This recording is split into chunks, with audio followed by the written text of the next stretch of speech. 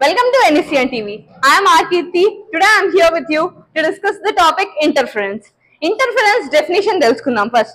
The modification of light intensity in the region of superposition of waves. ఈ రోజు interference in thin film ఎలా జరుగుతుందో చూద్దాం. First ఇది upper surface. ఒక thin film లో ఇది upper surface, ఇది lower surface. So first ఒక light ray అనేది ఈ upper surface పైన ఇన్సిడెంట్ అయినప్పుడు with an angle I. ఇది I అనేది angle of incidence. సో ఏదైనా సర్ఫేస్ పైన లైట్ పడినప్పుడు మనకి 3 ప్రాపర్టీస్ అనేవి జరుగుతాయి. First reflection, refraction, transmission. So ఇక్కడ రిఫ్లెక్షన్ జరిగింది. సో ఇది రిఫ్లెక్షన్ రే అండ్ ఇది ట్రాన్స్మిట్ కూడా అయింది లోయర్ సర్ఫేస్ కి.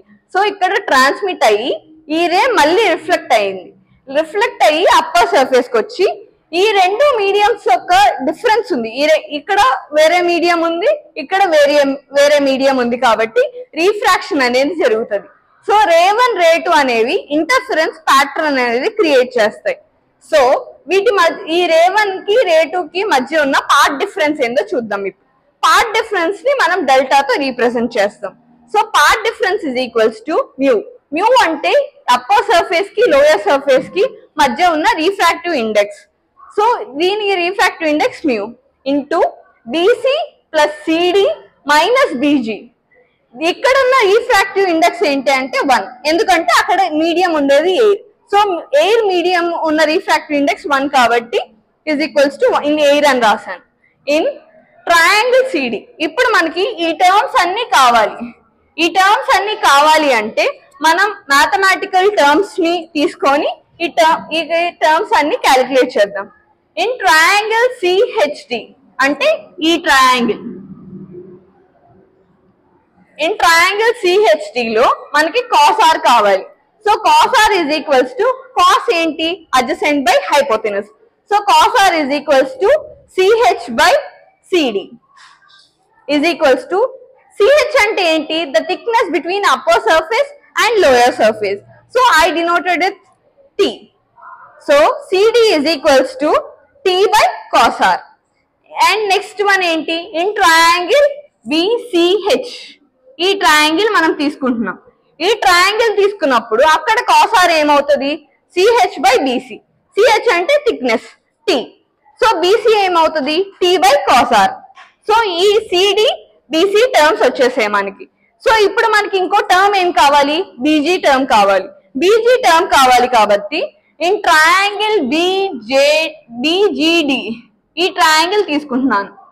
ఈ ట్రయాంగిల్ లో సైన్ ఫార్ములా తెలుసు కదా, opposite by hypotenuse. Sine I is equals to BG by BD is equals to ఇప్పుడు బీజీ ఏమవుతుంది మనకి టర్మ్ కావాల్సింది బీజీ కాబట్టి BG is equals to sine I into BD. కానీ మనకి బీడీ టర్మ్ కూడా తెలీదు.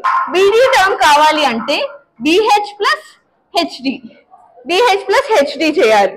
సో బిహెచ్ ఏమవుతుంది ఫ్రమ్ ద ట్రయాంగిల్, మళ్ళీ ఈ ట్రయాంగిల్ తీసుకుంటున్నాను బిసిహెచ్ ట్రయాంగిల్ తీసుకొని tan r is equals to BH by CH. CH అంటే ఏంటి థిక్నెస్. సో బిహెచ్ ఏమవుతుంది T into tan r in triangle CHT. ఇక్కడ tan r ఏమవుతుంది tan r అంటే opposite by adjacent. So tan r is equals to DH by CH. CH అంటే T. So DH is equals to tan TR. tan R into T. So మనకి చూడండి ఇప్పుడు ఈ terms అన్ని వచ్చేసాయి. CD term వచ్చేసింది, BC term వచ్చేసింది, BG term కూడా వచ్చేసింది.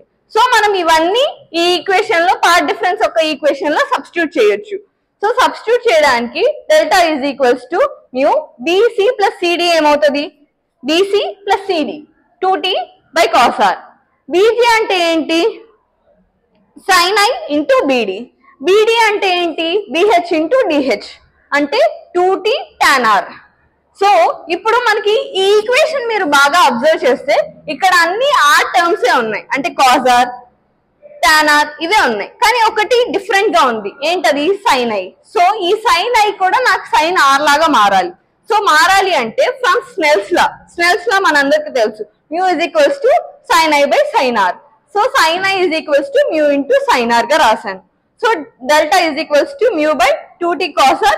ఈ sin I ప్లేస్ లో mu into sin R into T into tan R. So వీటిలన్నిట్లో దీన్ని మీరు బాగా అబ్జర్వ్ చేస్తే 2 μt 2 μt కామన్ గా ఉన్నాయి. So 2 μt and cos r. So ఈ tan r ని మనం ఎలా రాయొచ్చు? sin r by cos r. So దాన్ని కూడా నేను కామన్ తీయొచ్చు. So 2 μt by cos r. ఇక్కడ ఈ μt cos r తీసేస్తే ఏమవుతుంది? 1. ఇక్కడ ఏం మిగులుతుంది? sin r అంటే sin square r. From trigonometric formulas లో మనం నేర్చుకున్న ఏంటి? sin square r plus cos square r is equals to 1. ఇక్కడ ఏముంది? 1 minus sin square r. So 1 minus sin square r ఏమవుతుంది? cos square r. So delta ఏమవుతుంది? 2 μt cos r. So path difference ఏంటి? Interference pattern లో 2 μt cos r. mu అనేది refractive index, t అనేది thickness, r అనేది angle of refraction. Thank you so much.